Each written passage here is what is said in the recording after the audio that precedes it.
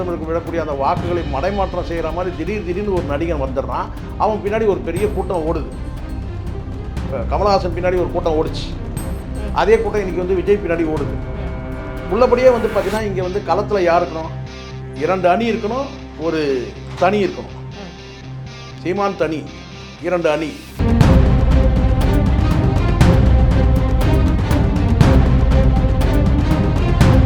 இல்லை பகல் கனவா இல்லை இரவு கனவா, அது அந்த அண்ணனுக்கு தான் தெரியும், சிவி சண்முகத்துக்கு தான் தெரியும். அவர்கிட்ட அந்த கனவையும் பற்றி கொஞ்சம் பேசிடுங்க. அப்போது அதை பற்றி கேட்கும்போது இதே எடப்பாடி பழனிசாமி என்ன சொன்னோம், நியாயத்தை பேசுகிறோமா? பேசும்போது கேட்கும்போது அதை பற்றி கேள்வி கேட்கும்போது அவர் வருத்தம் தெரிவிச்சிட்டாரு, மன்னிப்பு கேட்டார். அதை பற்றி இனிமேல் பேச வேண்டியதில்லை. அது மட்டும் நீங்கள் கடந்து போகிறீங்க. எப்படி சிவி சண்முகம் கனவு மட்டும் கடந்து போயிடுங்க. ஆனால் உதயநிதியோட இரவு நேரம் வந்து பார்த்தீங்கன்னா வந்து செய்கை மட்டும் பேசுகிறீங்கல்ல, அப்போது உங்ககிட்ட சப்ஜெக்ட் இல்லை. திமுக வெர்சஸ் தாவேகா அப்படிங்கிற இந்த நரேட்டிவ் வந்து ஒருவேளை சீமான் அவர்கள் செட் பண்ணியிருந்தாரு அப்படின்னா ஓரளவுக்கு அவருக்கு இன்னும் வாக்குகள் கூடி இருக்குமா? எங்க 2 பேருக்கு தான் போட்டி, 2 பேர் தான். இது வந்து பார்த்தீங்கன்னா களத்தில் வந்து இப்படி சொல்லி சொல்லி சொல்லி சொல்லி சொல்லி சொல்லி சொல்லி சொல்லி சொல்லி அது வந்து சக்ஸஸ் ஆயிடுச்சு. வாக்கு சதவீதத்தில் விஜய் வந்து பார்த்தீங்கன்னா கணிசமாக வந்து வாக்கை பெற முடியும். அப்போ வாக்கு சதவீதத்தில் வந்து எதிர்க்கட்சி தலைவராகலாம். வித்தியாசமாக சொல்கிறேன்னு நினச்சிடாதீங்க நீங்கள். ஆனால் எம்எல்ஏக்கள் எண்ணிக்கையில் வந்து பார்த்தீங்கன்னா, ஏன்னா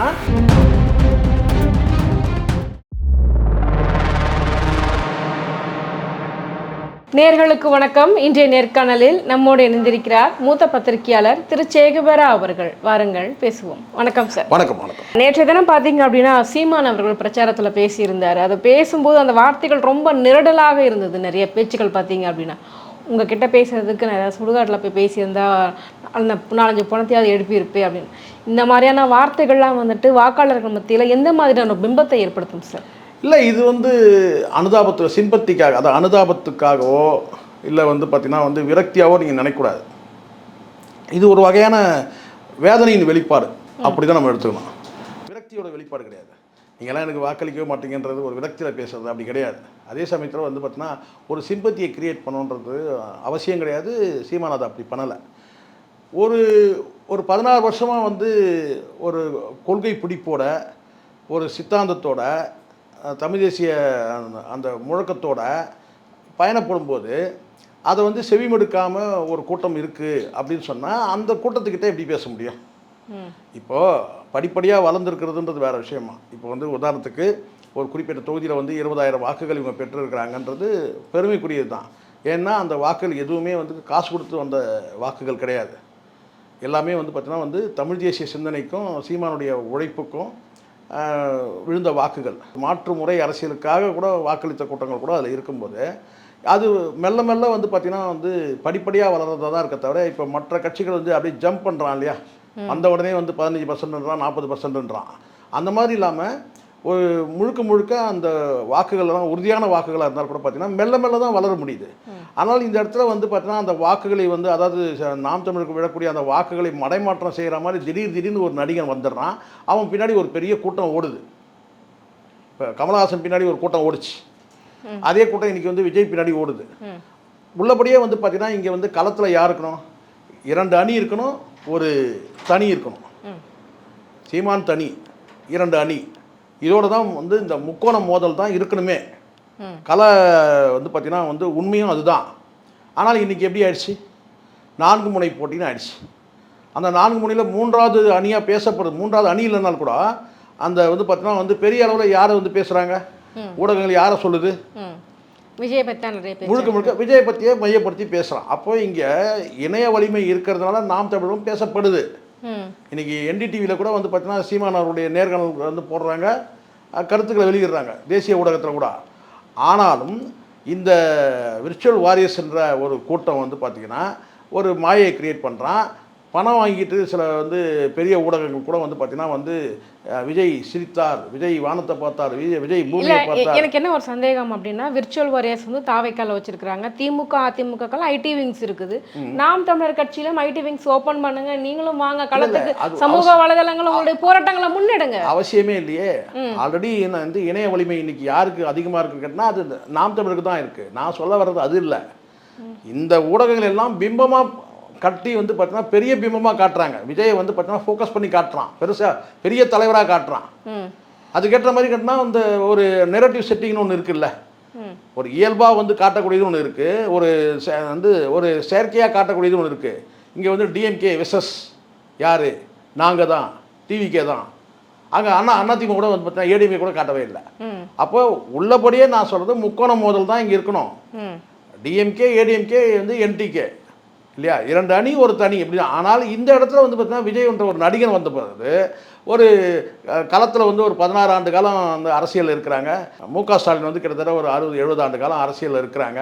எடப்பாடி வந்து இருக்கிறாங்க. அப்படி இருக்கும்போது களத்தில் நிற்கிறதுனால கூட பார்த்தீங்கன்னா ஒரு 40 ஆண்டு கால அரசியல் அனுபவத்தில் 2 பேருமே இருக்கிறாங்க.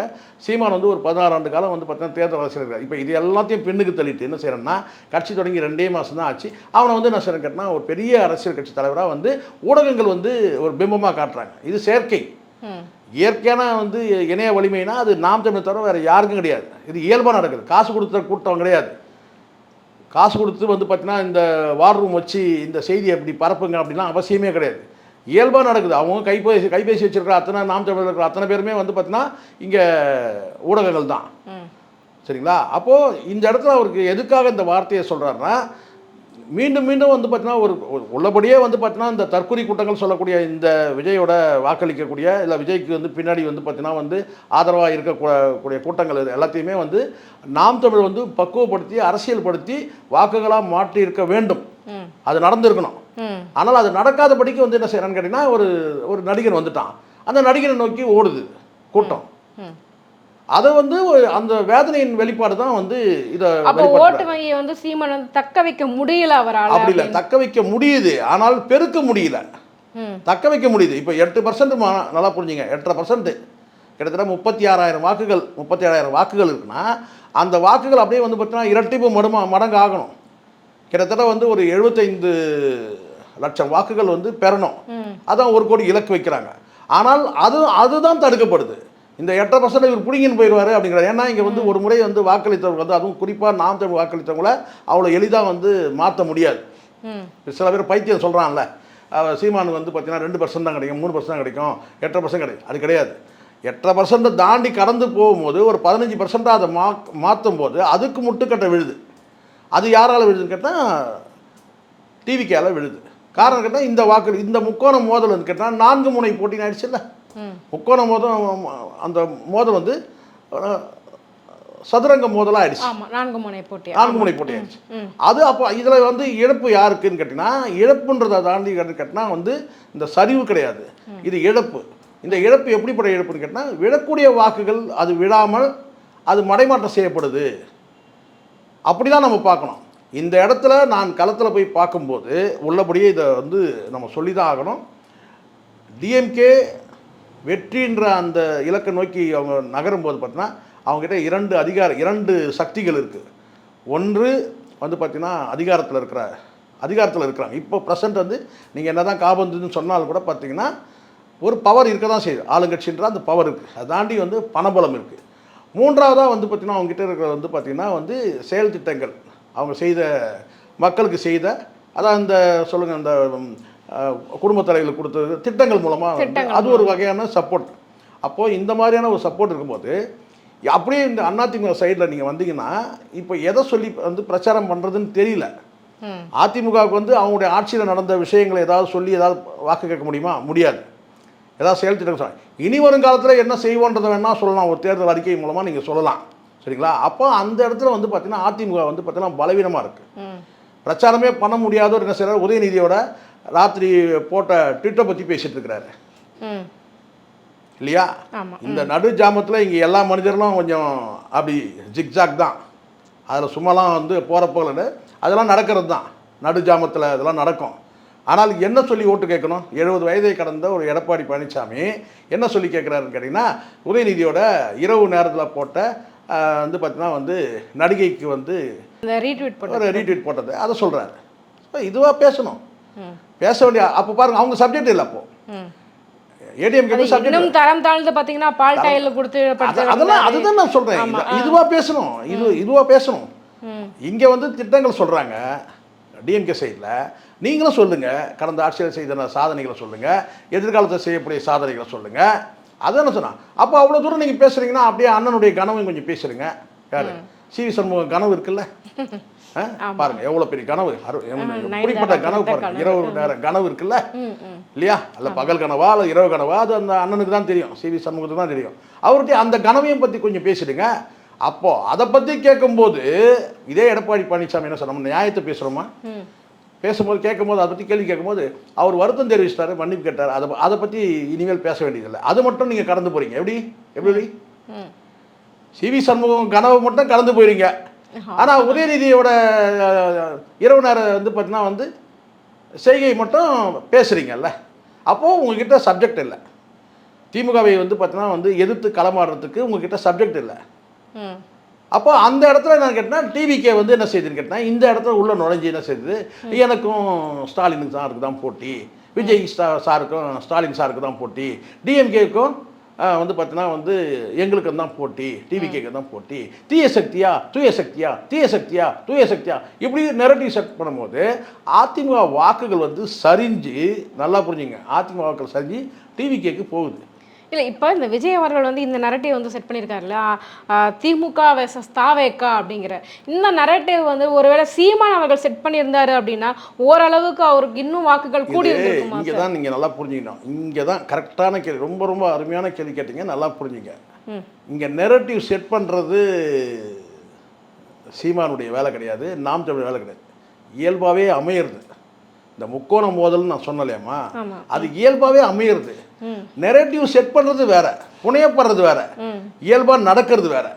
இவங்க பார்த்தீங்கன்னா அப்படி புனையப்படுறது என்னன்னு கேட்டிங்கன்னா, இந்த ஒரு ட்ரெண்டை செட் பண்ணோம். என்னன்னு கேட்டிங்கன்னா, தூய சக்தி தீய சக்தி, எங்கள் 2 பேருக்கு தான் போட்டி, 2 பேர் தான். இது பார்த்தீங்கன்னா களத்தில் இப்படி சொல்லி சொல்லி சொல்லி சொல்லி சொல்லி சொல்லி சொல்லி சொல்லி சொல்லி அது சக்ஸஸ் ஆயிடுச்சு. உள்ளபடி அதை ஒத்துக்கணும்.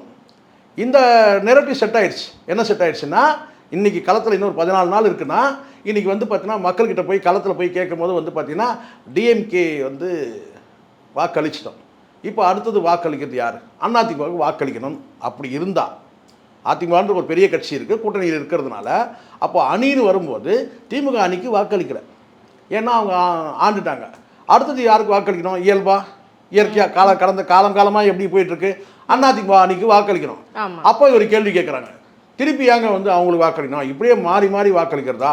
அப்போ நாங்கள் புதுசாக ஒருத்தர் வந்திருக்கிறது அவருக்கு போடுறோன்னு சொல்கிறாங்க. இது களத்தில் இருக்கிற உண்மையை சொல்கிறீங்க, எங்கே வேணால் கேட்டீங்க, களத்தில் அப்படி பேசப்படுது. கல யதார்த்தம்னு கேட்டிங்கன்னா 2 பேருக்கும் ஆண்டு மாற்றி மாற்றி போட்டுருக்குறோம். இந்த இடத்துல புதுசாக ஒருத்தருக்கு போடணும். அப்போ அந்த இடத்துல யார் இருக்கிறாங்க? விஜய் இருக்கிறார். விஜய் இல்லைன்னா என்ன நடந்திருக்கும் நீங்கள் சொல்லுங்கள்.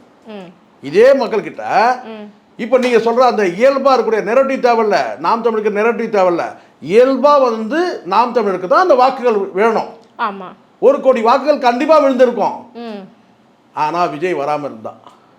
இப்போ விஜய் வந்ததுனால என்ன சொல்கிறாங்கன்னு கேட்டால், மறுபடியும் இப்போது இளம் வயது பிள்ளைகள் விஜய்க்கு வாக்களிக்கிறேன்னு சொல்கிறாங்க, ஃபர்ஸ்ட் ஓட்டர்ஸ்ன்னு சொல்கிறீங்க. வயதான சில பேர் கூட என்ன செய்கிறாங்கன்னு, சில பேரில் ஒரு குறிப்பிட்ட பகுதியில் போய் கேட்கும்போது எல்லா தொகுதியிலையும் கிடையாது, பரவலான தொகுதிகளில் சொன்னாங்கன்னா, இல்லைங்க இந்த முறை மாறி மாறி ஆண்டவங்களே இருக்குமா, புதுசாக இவர் வரட்டங்க அப்படின்னு சொல்கிறாங்க. இல்லைங்க விஜயோட கொள்கை என்னங்க, கட்சியோட கொள்கை அது தேவையில்லைங்க, அவர் தத்துவம் என்னங்க அது தேவையில்லைங்க, சரி எதுக்கு தாங்க வாக்களிக்கணும், புதுசாக ஒருத்தருக்கு வரட்டங்க, மாறி மாறி ஓட்டு போடும். அப்போது மாற்று சக்தி, அதாவது கட்டினா ஒரு மாற்று சக்தியாக விஜய் மக்கள் பார்க்குறாங்க. மாற்று சக்தி ஒரு, ஆனால் அவருடைய கூட சக்தி இருக்கா? கிடையாது. அவர் சக்தி எங்கேயோ போயிட்டு இருக்குது, விரயமாயிட்டு இருக்குது. புரியுங்களா சொல்கிறது?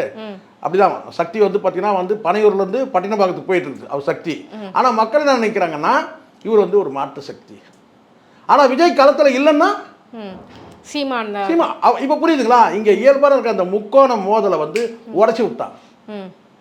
இப்போ நான் சொல்கிறேன், அதனால நீங்கள் இப்படி சொல்கிறதுனால அப்போது ஏடிஎம்கே கூட வராதா சார் அப்படின்னா, ஏடிஎம்கே வரும். எம்எல்ஏக்கள் அவங்களும் பெறுவாங்க. எம்எல்ஏக்கள் மூலமாக எடப்பாடி பழனிசாமி எம்எல்ஏக்கள் மூலமாக எதிர்க்கட்சி தலைவர் ஆவார்.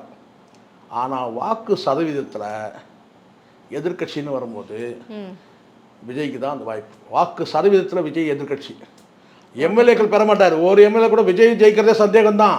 விஜய் ஏச்சிருவாருன்னா திருச்சியில சொல்றான். அது வந்து உறுதியா சொல்ல முடியாது. உறுதியா தெரிஞ்சு அவனுக்கே தெரிஞ்சு தெரியல, அப்புறம் நம்ம எப்படி சொல்ல முடியும்? அவனுக்கு தெரிஞ்சிருந்தா ஒரே தொகுதியில் நிற்பானே, அவனுக்கே டவுட்ல தானே 2 தொகுதி நிற்கிறான். அப்போ நம்ம சொல்ல முடியாது. 1 வரலாம் வராமல் போகலாம், 2 வரலாம் வராமல் போகலாம். ஆனால் வாக்கு சதவீதத்தில் விஜய் வந்து பார்த்தீங்கன்னா கணிசமாக வந்து வாக்கை பெற முடியும். அப்போ வாக்கு சதவீதத்தில் வந்து எதிர்க்கட்சி தலைவராகலாம். வித்தியாசமாக சொல்கிறேன்னு நினச்சிடாதீங்க நீங்கள். ஆனால் எம்எல்ஏக்கள் எண்ணிக்கையில் வந்து பார்த்தீங்கன்னா, ஏன்னா ஒட்டுமொத்தமாக கன்னியாகுமரியிலேருந்து சென்னை வரைக்கும் வந்து பார்த்தீங்கன்னா சராசரியாக வந்து பார்த்தீங்கன்னா விஜய்க்கு வாக்களிக்கிறதுக்குன்னு ஒரு கூட்டம் வந்து இருக்குது. அது தற்குறிகள் கூட்டம்னு வச்சுங்க பேர். சரிங்களா? விஜயோட கட்சி வந்து அழிக்கப்பட ஒழிக்கப்பட வேண்டிய கட்சி, அதில் நோ டவுட், சந்தேகமே தேவையில்லை. என்ன கேட்டால் விஜயே வந்து பார்த்தீங்கன்னா வந்து கருவிலே அபார்ஷன் பண்ணியிருந்தாங்கன்னா இவ்வளோ பேர் செத்துருக்க வேண்டிய அவசியமே கிடையாது. ஒரு என்ன சொன்னாங்க, நேற்றைய தினம் வரைக்கும் பார்த்தீங்கன்னா ஒரு 4 பேர் ஹாஸ்பிட்டலில் படுத்துட்டு இருக்கலாம் இல்லையா? அது ஆனால் கலா யதார்த்தத்தை பேசி தான் ஆகணும், உண்மையை பேசி ஆகணும். நம்ம உண்மையை பேசியே பழகிட்டோம், வேறு வழி கிடையாது. நம்ம பணம் வாங்கிட்டு பேசலை. ஆனால் களத்தை வந்து எம்எல்ஏக்கள் கூட கூடுதலாக பெற முடியும். எதிர்கட்சி ஒரு 40 எம்எல்ஏக்கள் பட்டு வந்து பார்த்தீங்கன்னா எடப்பாடி பழனிசாமி வந்து பார்த்தீங்கன்னா எதிர்கட்சி தலைவராக கூட வாங்கிறதுக்கு வாய்ப்பு இருக்குது.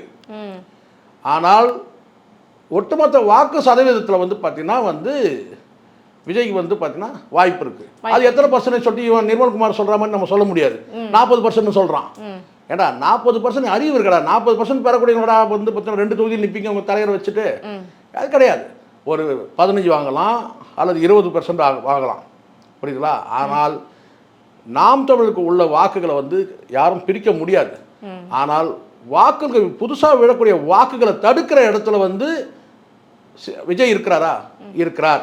அதுவும் பாத்தீங்க அதிமுகவுடைய வாக்குகளை பறிக்கிற இடத்துல இருக்கிறாரா? இருக்கிறார். கூட்டணியை உடைக்கிற இடத்துல விஜய் இருக்கிறாரா? இல்லை, ஆனால் இருக்கிறார். எப்படி ஏன் இல்லைன்னு சொன்னா, அவங்க ஆரம்பித்த கதை தான் இந்த ஆட்சி அதிகாரத்தில் பங்கு, துணை முதலமைச்சர், அந்த சலசலப்பு அன்னைக்கு தொடங்கினது வந்து பார்த்தீங்கன்னா இன்னைக்கு கூட்டணி வந்து கலகலத்து போய் விஜய் சொல்கிற ஒரு வார்த்தையை நம்ம வந்து ஒரே ஒரு வார்த்தையை மட்டும் நம்ம வந்து ஒத்துக்கிட்டு தான் ஆகணும். என்னென்னு கேட்டிங்கன்னா, கல்லாப்பட்டி கூட்டணி வந்து கலகலத்து போயிருக்குன்னு சொன்னார் இல்லையா? அது கல்லாப்பட்டியோ அது எல்லாப்பட்டியோ இவனும் தான் கல்லாப்பட்டி வச்சு தான் வசூல் பண்ணி வச்சிருக்கிறான்னு வச்சுங்களேன். இந்த விருப்ப மனு வாங்கினதுலேயே வசூல் பண்ணவனுங்க. அதனால் இவனும் கல்லாப்பட்டி தான், அதில் சந்தேகம் இல்லை. ஆனால் கூட்டணி கலகலத்து போயிருக்குன்னு சொன்னதில் வந்து பார்த்தீங்கன்னா அடிப்படையில் உண்மை இருக்குது. கீழ்மட்ட லெவலில் வந்து பார்த்தீங்கன்னா கூட்டணியில் வந்து இணக்கமாக ஆகலை. தலைவர்கள் வேணால் மேலுக்கு வந்து மேடையில் உட்காந்துட்டு சிரிச்சுக்கலாம், சரிங்களா? அண்ணன் திருமா அவர்கள் வந்து பிரேமலதா அவர்கள் பேரை சொல்ல, பிரேமலதா அவர்கள் வந்து பார்த்தீங்கன்னா அப்படியே உட்காந்துருக்க, இதெல்லாம் நம்ம பார்த்துட்டு தான் இருக்கிறோம். கூட்டணி இணக்கமாக ஆகலை, அது வந்து அது உண்மை, சரிங்களா? ஆனால் கூட்டணியை நம்பியும் வந்து பார்த்தீங்கன்னா திமுக இருக்கிற மாதிரியும் தெரியல. ஏன்னா விஜய் வந்து பெருவாரியான வந்து அதிமுக வாக்குகளை பிரிக்கும்போது அது வந்து பார்த்தீங்கன்னா வந்து பல வந்து அதிமுக வந்து வெற்றி பெறக்கூடிய பல எம்எல்ஏக்கள் காலியாகிறாங்க. ஸோ அதனால் வந்து பார்த்தீங்கன்னா திமுக தெம்பாகவே இருக்காங்க, தைரியமாகவே இருக்காங்க. ஆமாம்மா, கண்டிப்பாக. விஜயோட அரசியல் பிரவேசம் வந்து இதை நீங்கள் புரிஞ்சுக்கணுங்கம்மா, கரெக்டாக இதை புரிஞ்சுக்கிட்டா சரியாயிடும். எனக்கு டிஎம்கே தான் எதிரி, டிஎம்கே தான் எதிரி, டிஎம்கே தான் எதிரி, டிஎம்கேவுக்கு எனக்கு தான் போட்டி, 2 பேருக்கு தான் போட்டி, 2 பேருக்கு தான் போட்டின்னு சொல்லும்போது அங்கே வந்து பார்த்தீங்கன்னா ஸ்ட்ராங்காக இருக்கும், டிஎம்கே ஸ்ட்ராங்காக இருக்கும்.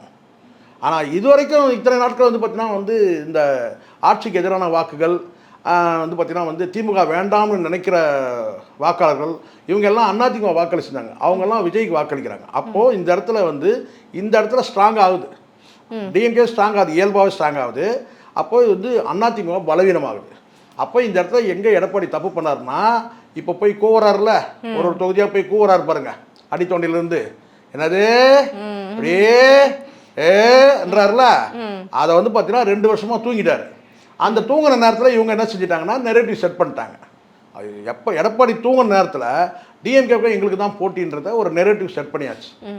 இது வந்து புனையப்படுறது தான். ஆனால் இந்த இடத்துல வந்து பார்த்தீங்கன்னா இப்போ என்ன தான் நீங்கள் வந்து பால்டாயில் கதை பேசினாலும் சரி, இல்லை நீங்கள் வேறு எந்த கதை பேசினாலும் வந்து பார்த்தீங்கன்னா அது எடுபடலை. இங்கே இது எடுபடுது. டிஎம்கே வெர்சஸ் டிவிகே அப்படின்றது ஒரு புனையப்பட்டதாக இருந்தால் கூட பார்த்தீங்கன்னா எடுபடுது. அப்போது சரிவு யாருக்கு இங்கன்னு கேட்டிங்கன்னா ஏடிஎம்கேக்கு தான் சரிவு. ஆனால் நாம் தமிழை பொறுத்திருக்கோம், அவங்க வாக்குகளை வந்து தக்க வச்சுப்பாங்க. புதிய வாக்காளர்கள் பெறுறதுல தான் இப்போ வந்து முட்டல் மோதல் எல்லாமே.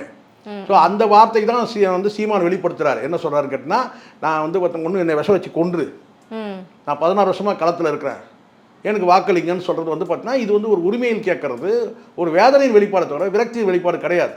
கண்டிப்பாக சார். அதே மாதிரி ஓசி பஸ்ஸில் போகிறவங்களே எனக்கு ஓட்டு போடாதீங்க, நான் வந்து காசு வேணும்ல சொல்கிறதுக்கு, உள்ளபடி தானே இலவச திட்டங்கள்லாம் யாரெல்லாம் அனுபவிக்கணும், நீங்களாம் எனக்கு ஓட்டு போடாதீங்கன்னு சொல்கிறதுக்கு ஒரு தில்லு வேணும்ல.